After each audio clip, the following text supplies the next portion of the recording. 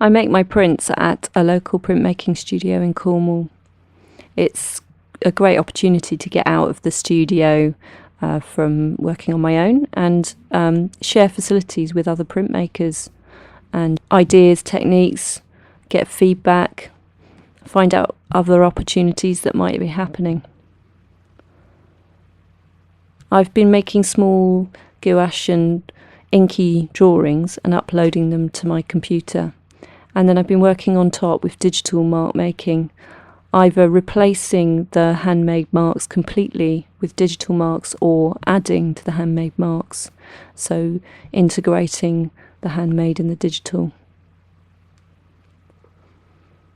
I then make a negative of that image, and then I apply that to a silk screen. So I have a stencil of that negative on the silk screen. And then I screen acid resistant paste through the silk screen onto a copper plate. This process is called screen resist etching. And traditionally you put a waxy ground onto a plate and draw into it with a sharp tool, but this is just another way of putting a acid resist on the plate, and it means I can combine those handmade marks and those digital marks from my negative.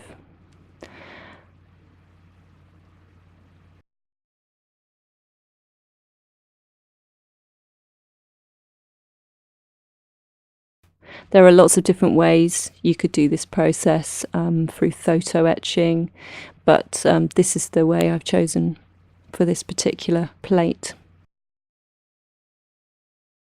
It means I can work back into the plate if I choose. It being a copper plate, I can burnish it, or I can put more etching on it or dry point on it afterwards. So where the paste has been applied will be protected in the acid, and the acid will only be able to get to the parts of the copper that are still revealed.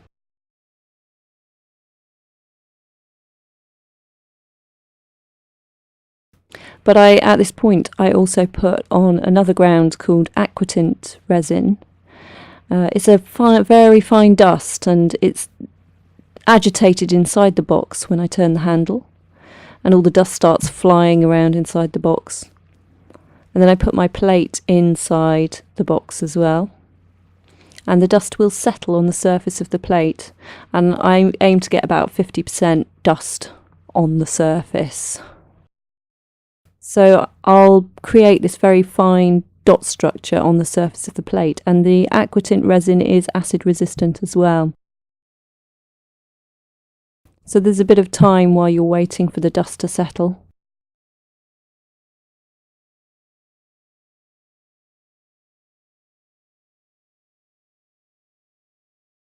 And then that dust needs fixing in place, and we use heat to fix the dust in place. It melts the dust onto the plate surface. That dust is very easily disrupted before that point, so it's a bit of a precarious moment in the studio. So the paste is going to describe the image, and the dusts are to create a keyed surface.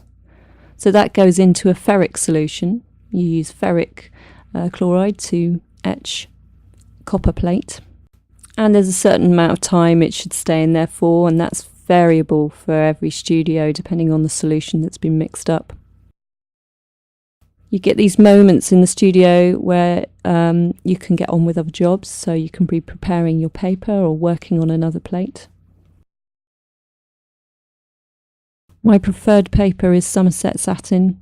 It's a nice off-white, acid-free, quite heavyweight paper, nice and smooth.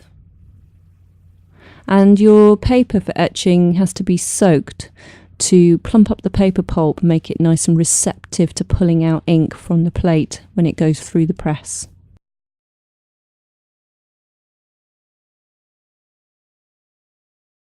The copper is then rinsed after it's been etched, and all those grounds are cleaned off with solvents, and you can then get a good idea of how well it's etched. You can see the dark areas where it's been etched and the shiny areas where it's unetched.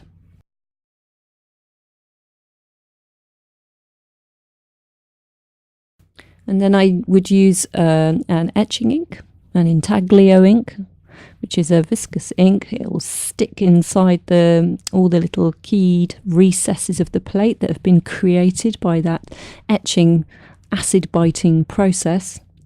So I push the ink down into all those marks, all those bitten areas, and catch it in the areas where it's been bitten. And I begin to polish it off the shiny areas. They'll create the whites of the image. And I like to use tissue to finish off so that those whites are nice and crisp.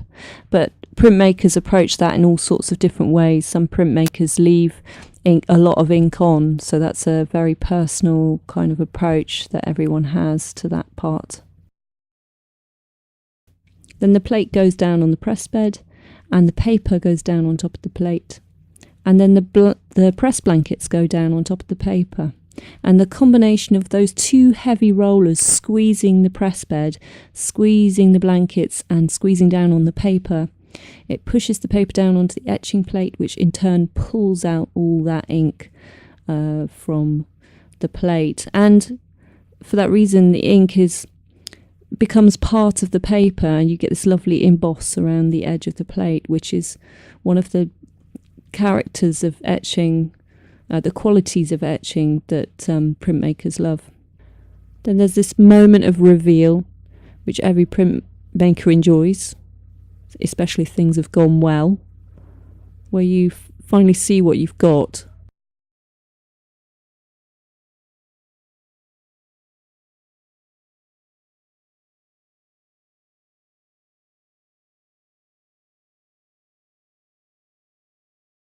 And there's the finished print. Dark where the plate was etched, and light where it was unetched.